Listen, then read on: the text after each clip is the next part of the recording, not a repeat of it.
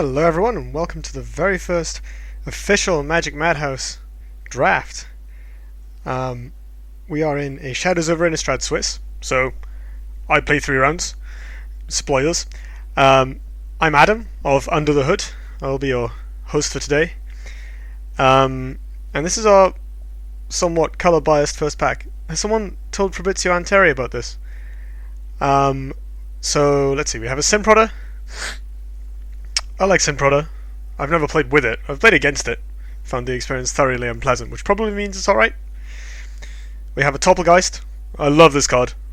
Topplegeist is great. Does require some effort to build around. This is probably the default pick if we don't find anything else. Is Angelic Purge better than Synprodder? Probably. Well, I guess 3-2 Menace is just such a good body. Maybe I should take this and build something where we just turn it sideways and play some combat tricks on it. Yeah, running out of time, that'll do. Starting the video is always chops off a bit of the time you have to think about the first pick. Okay, well, there's no white in here, so what's going on? So our opponent took a... No, they didn't take a transform card. They took a rare. Let's see. So if we want to stay red, I mean, this isn't just a mono red card. It kind of, you need some madness to make it work. These are solid, but not an exciting pick at this stage. Nothing else really leaps off the page. I mean, we could force blue-green clues. I do keep saying in my column I'm going to force blue-green clues. That's an option. This guy also has such a solid body. Stormrider Spirit is solid, but not really a high pick. Ditto these. I mean, they're pretty similar to Incorrigible Youths, but Youths is more sort of broken. Which of these are we going to get support for? This is on color, but is not on strategy. Let's take them all.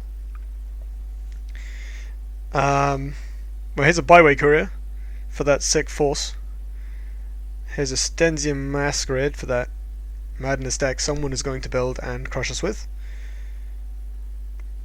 It's not too late for that person to be us. There's some. I mean, this is a decent card. This is a good card. I love this guy. Girl. Ooh. So I feel very torn here. These are all some pretty equivalent options. I think this is like the most oppressive card to play against. The rest of these cards are all solid role players, but it also has the highest cost. It demands quite a lot. Plus, if we kind of end up in this direction, we'll be quite good against the person playing this. I'm going to go with Byway Courier. I don't know if that's right or not, but let's try it. That's not good, right?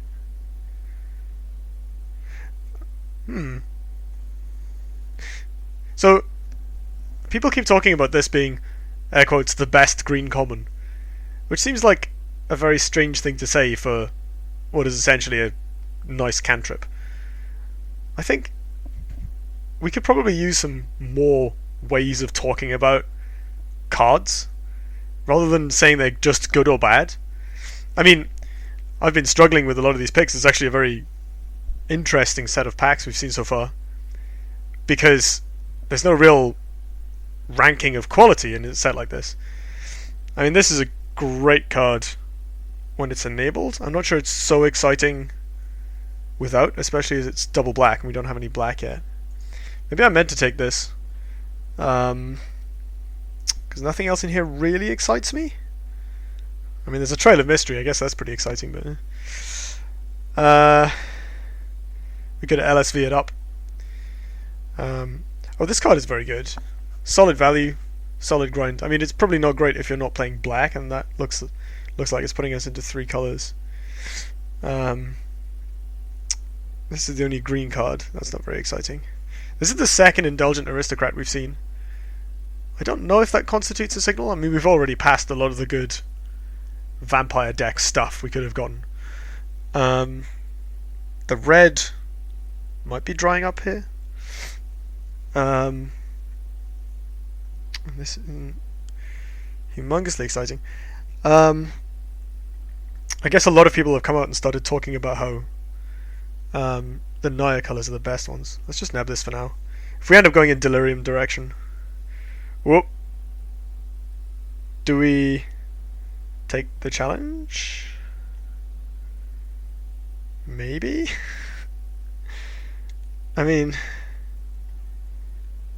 there's nothing in here that really wants to pull me in a different colour. I mean, this Niblis is pretty solid.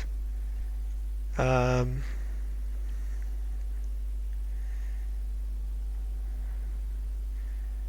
kind of feel like this is one of the drafts where I've just been taking the cards I want to take because there's nothing that really stands out. I can't tell if that means the cards are all roughly the same power level or if I'm just massively train wrecking right here and you're all yelling at the screen going, you should be in red white, you nincompoop. Let's rise from some tides. This is fine. This is probably better. There's the skeleton if we want to go super deep. That's not very exciting. That's not very exciting. Well, we've got a bunch of green. I do like Watcher in the Web as a card. If we're playing a defensive deck, which looks like we are, Watcher is excellent. I like Sleep Paralysis as well, though. It's solid removal. It deals with Nearheath Chaplain, which I appreciate, but it's not a spell for Rise from the Tides. So maybe I'm just meant to take this Watcher, which is also quite good against Nearheath Chaplain, let's be honest. Okay. That seems late. Although, no, we're only halfway through the pack. It just kind of stands out more than the rest of the cards we've been seeing. That's not very exciting. We can pick up one of those later if we end up in blue. So right now we have a Clue Producer and a Graph Mole. I don't feel like Clues is especially wide open. Or maybe it's just the packs are going this way. But this card is quite a good trick. It's cheap. It cantrips. Yeah, let's take this. So this is our first pack back. I feel like this Ghoul Steed is late. And the rest of this stuff is filler or worse. So I'm probably meant to take this. I mean, if we end up in this sort of Delirium direction, Ghoul Steed slots neatly into that because there are things like the enchantment that mills you, Crawling Sensation, which go quite well with him. So let's snap up a horse. That makes a clue, and it's a spell for Rise from the Tides. If we end up staying that way, Seagraph Scarb doesn't excite me too much. This card looks like it's quite good, and you can get people with it, but I think, given that we have a little bit of clue-related things, I'm going to take this Press for Answers. Boom. That's actually very interesting. So, if we end up playing 3 colors, if we play a slow Dudley deck that can splash for something, Wading Wood becomes better. But this card is so good. I've had really good experiences playing with Drowning Out Explorers. Sure. Well, I mean, this card is probably a lot better than Pieces of the Puzzle. We have like 1 spell right now. So let's take the horse. Well, not a surprise there. Okay, well, Sin Prodder is very sad. That's him gone. I've never been especially impressed with the Stallion. I think of our 2 horses, this one is better. But if we end up playing Horse Tribal, the secret archetype, then we're in a really good spot. Speaking of a good spot, this Vampires player is going to be loving this. Although, I didn't see very many Madness Enablers going around. Then again, maybe the Vampires player is just immediately to our right. So, here's a 2-drop that's reasonably solid. This card is probably better for our deck. So I think whatever we pick here is competing with Biocuria. This guy is solid. quite a fan of Solitary Hunter. Um, you know, if someone takes a turn off, bam, he's a 5/6. Silent Observer is very good. I mean, our blue is mostly a bit janky, apart from the Drownyard Explorers, but we are almost certainly playing green. So I feel like one of these, the Hunter and the Courier, has to be the pick. There's an argument for Gone Missing, there's an argument for Grotesque Mutation, although not a very strong one in the latter case. But I think I'm just going to take this Big Dork. Big Dorks are great. Speaking of Big Dorks, but... So, the big question is, does this wheel? I mean, I want to take the Pig, or even the Mad Prophet, but I mean, we might see a bunch of red that we didn't see last time. Or even this Deadweight. Although...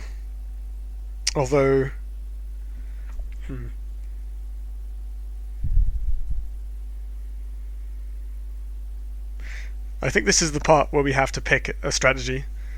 The fork in the road, as it were. I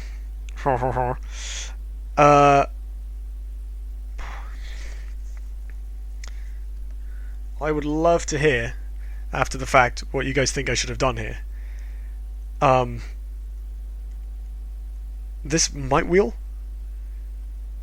Certainly if we're lucky it will. But then again, Dire Swine isn't that exciting and it is a common. There might be another one in the draft. Let's take the memories. And let's go deep! Alright, so... that is a throttle. We can splash it. With this Wading Wood.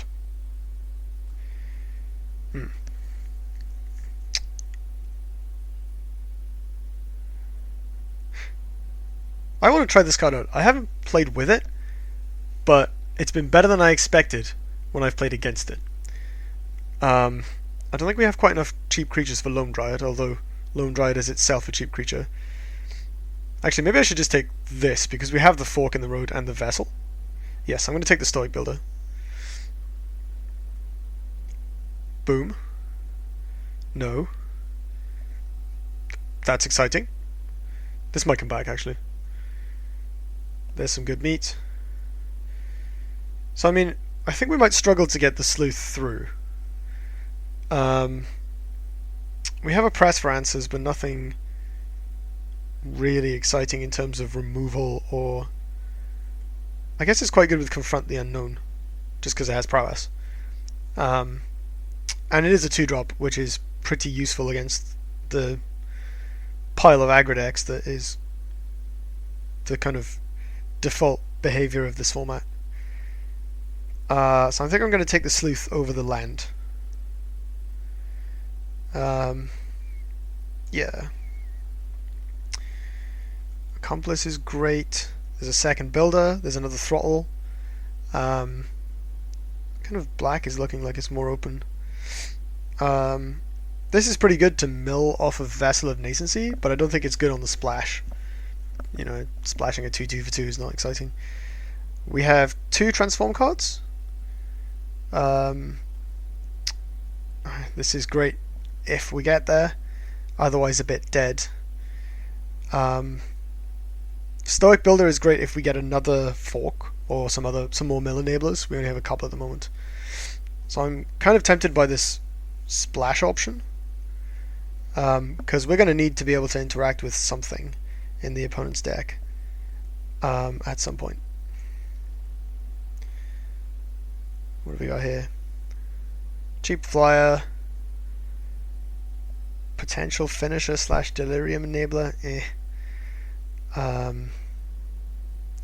If we get more early creatures, the Dryad could be reasonable. If nothing else, it blocks 2/1s. And there's not... I mean, the Niblis is fine, but there are lots of ways for it to become irrelevant. There's things like Dual Shot and Nearheath Chaplain, Daring Cathar. We haven't seen the flashback for Spirits cards that I remember, but I think I'm actually going to take the Dryad.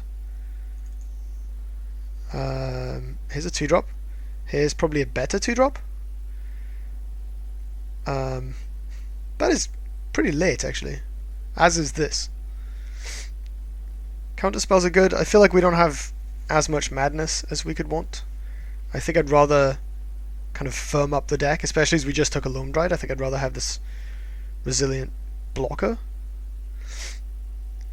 And I think I prefer this over this just because it doesn't die to as much, which makes it a bit harder for the opponent to tempo us out in the first few turns. So here's another fork. Here's a catalog. I feel like if we're playing this, it massively improves the builder and the splash on the throttle. And if we've got two of them, probably allows us to cut a land as well. I don't really like taking turn 2 off. I guess we can always sideboard them out against aggro decks, and it's at least some way of doing something productive early on. I like Catalog, but our curve is already kind of heavy on the 3s, so I'm going to go ahead and pick this. Wow, that wheeled. I think I'd rather have this, though. This card is really good in a deck like this. And I've seen it do a lot of work. I mean, I love me some bears, don't get me wrong, but I think I'm kind of a fan of the Silent Observer. I think we need that effect. Hey, the swine came back. Let's take a bomb. I think that's probably better than Nagging Thoughts. We've already got a couple of ways of putting a card into the hand and a card into the bin. Although this one is generally better. We don't really have any madness yet. Let's take this. This is more... Oh yeah, this is the thing we wanted to wheel. Boop. Yeah, I'll take a flyer. That's not a 2-drop. Oh, this is interesting. So, we don't have that many great enablers for this, and we've got a Dire Swine, which is generally better than it. So I may actually take this Vessel. It's not fantastic, but it can turn on Delirium in a pinch, and it complements Fleeting Memories if we go down that route. But we're going to need to see a good amount of clues in pack 3 for that to work.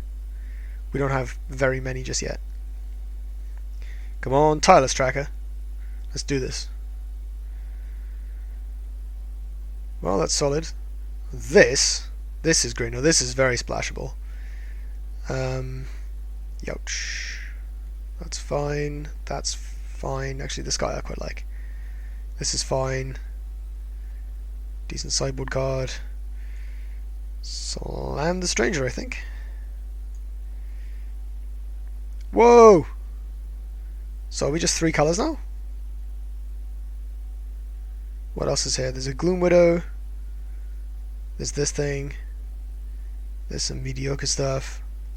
Don't really need a second pig. This card isn't amazing. Yeah. I guess we're double black now. I mean, we can do that. We've got 2 forks. A Vassal, a Loam Dryad. A Wading Wood. Probably fine to cast this thing. It's also a way of using up excess chaff. Like, if you're top decking these cards. I would love a Looter, actually. Ooh. This is very strong for our deck. There's some pretty... Wow, these packs are like way better than the ones we've seen in the rest of the draft. Look at this thing.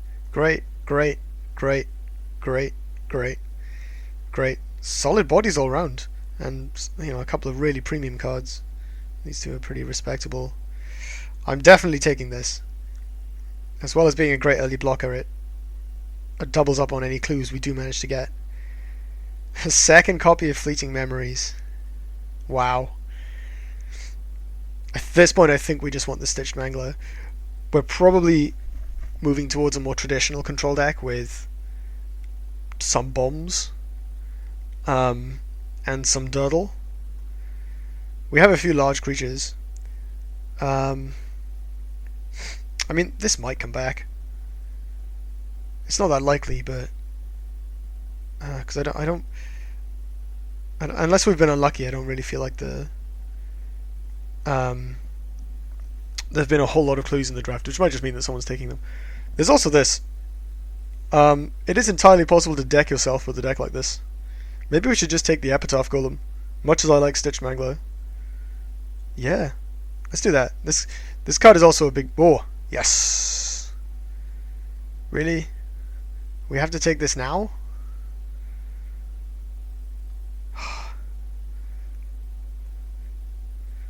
Draft. Why you gotta be mean to me? I mean, I'm taking this. This card is insane. I'm very happy to see this. It lets us play a much more comfortably grindy game. Ooh, so we get a second Confront, which is good because it investigates. It's very good with the Erdwall Illuminator, actually. A second Scavenger, which is a nice wall. This, I don't think we have... If we had a Reckless Scholar or something, I'd consider the Groundskeeper, but I don't think he's very exciting. There's a Rattle Chains, which is okay. I mean, this card's fine. I don't think it's as exciting as a second Confront. There was one in the first pack that we opened, so we might wheel that. So maybe I shouldn't be picking this, and I should be picking this. Although I think there was a Gone Missing in the first pack as well, and I feel like that's more likely to come back, so let's take this. Cult of the Waxing Moon. That is a 5/4. Here's another Vessel. Here's another Observer. Here's a Gone Missing. Wow, it's all coming together. I feel like a second Vessel is a good pick here. We can probably ditch one of the Forks in that case. I have no idea how I'm going to start trimming this down. Well, I do have some idea. That's not happening either. But yeah, let's take a Vessel. Let's try this thing out. Boom. Boom. Ooh. That's very difficult. So our deck is kind of relatively mid-rangey for a blue-green cluesy thingy deck. This card is really good, especially as we have Epitaph Golem. And the value it can generate is not trifling. It's also quite good with the Forks in the road, because it turns them into Elvish Visionaries, sort of. I'm a big fan of both of these cards, and we don't get to have them both. Let's go for combo. Maybe that's just wrong. I am pretty happy to take a Lamplighter here. Let's see. This is a reasonable sideboard. We have the Silent Observer, which can do some of that work for us. I mean, this probably isn't very exciting. Compared to the existing quite similar 5-drops we have, maybe I'd rather have the sideboard cards because we're already going to make a bunch of cuts from the deck. Let's do that. We don't want this. We may want this. What's it good on? It's quite good on Daring Sleuth, although he is 3 power, so our opponent will have to have a very specific board state before he really gets in. It's obviously good for just digging and throwing away excess lands and stuff. Maybe I just take a second meaty bomb here. I don't know if we play it, but we don't have a whole lot of humans, and we aren't really in this sort of deck for this effect.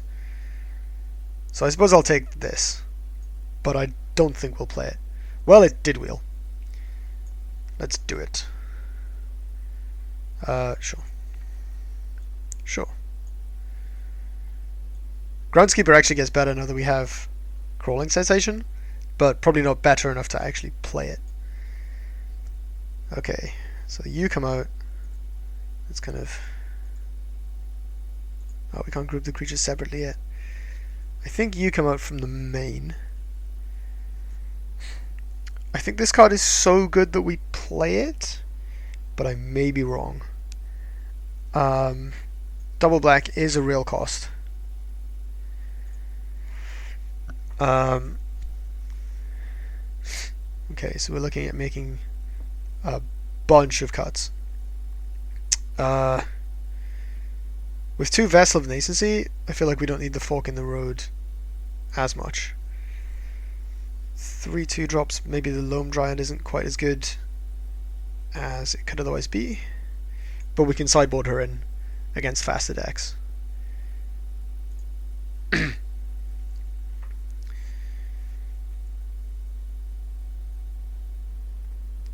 Trail of Evidence probably isn't getting any triggers.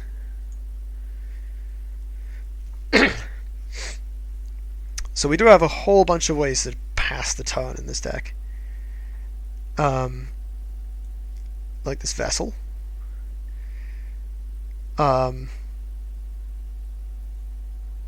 and this crawling sensation, which I think is quite good, but we're not so heavy on delirium that we absolutely need it.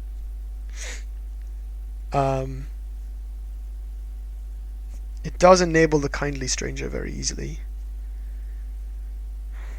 but then so do the vessels, and the stranger only comes out quite late in the game.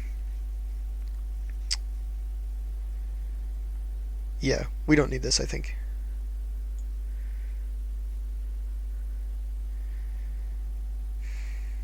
I don't know if we want this in the main. I guess we do, just because it makes a clue. I don't know if we even want both of these in the main. Although again, the answer is probably. I think this Niblis isn't as impactful as it has been in past formats. We do have 2 copies of Confront the Unknown, which get it through some blockers, but I don't really fancy using this just to get through a 1/1 Spirit token. So I think we can bring in this in, say, the Mirror, if our opponent doesn't have very many flyers. Or if we absolutely have to have a flying blocker, and they don't seem to have very many ways to punish it. So with 2 Vessels, a Fork, a Wading Wood, and a Stoic Builder, can we run 16 lands?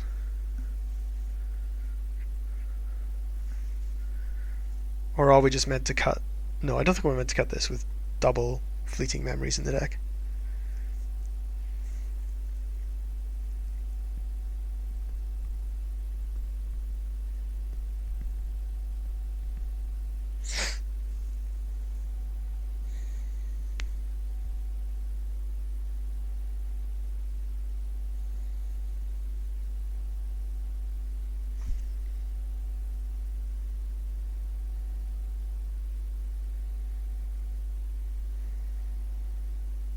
Let's cut a Swine.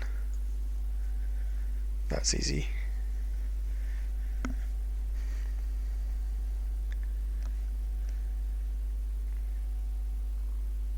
I guess this deck probably can afford to cut 1 land.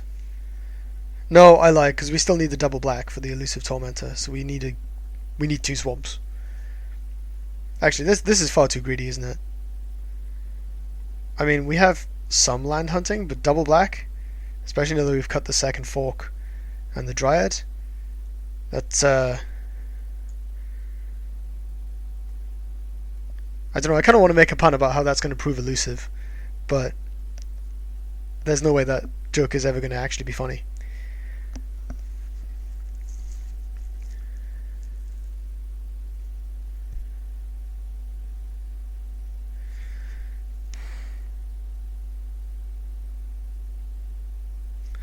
I like this. I feel as though it doesn't have enough clues. I suppose Overmold Mysteries maybe makes up for a lot, and at least these cantrip, essentially. They produce a clue and start the mill. But it will take us a little while to put our engine together. I guess fortunately in the meantime we have some decent sized creatures. We have some removal. And we have a bunch of dig. In fact, this finds essentially all of our combo pieces. This card is going to be great for us, because we can get these off of it. And we have, what, 1, 2, 3, 4, 5, 6, 7, kind of 8, 9, 10 sources of clues? That's not bad, especially as this one is repeatable. And technically this one.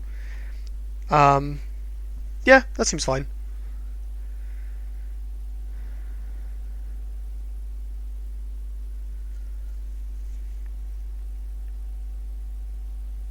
Yeah, let's run it out there. I think we can get away. We have so many cards that generate an extra land that I think we can get away with running 16. I do wish that we had a single card that would fetch sorry, a card that would discard the lands for effect. Like, I guess this counts, but we need the lands for it. So I wish we had a Reckless Scholar or something. I mean, it's this format. I'm always going to wish we had Reckless Scholar. I live to cast Reckless Scholar in this format. It's amazing.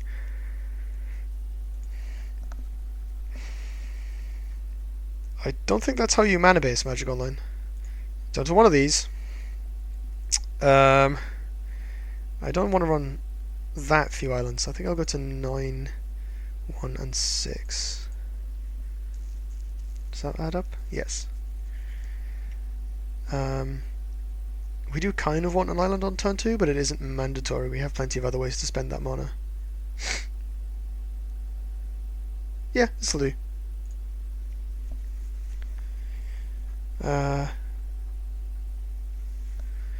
In fact, do we want 5 islands? It's a bit awkward with these being 2-drops.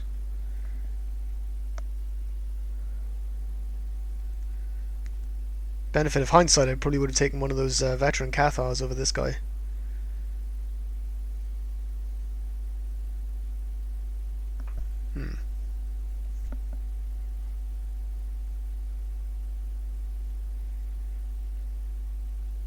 No, let's roll with it. I think I still want to be able to cast these early a decent amount of the time.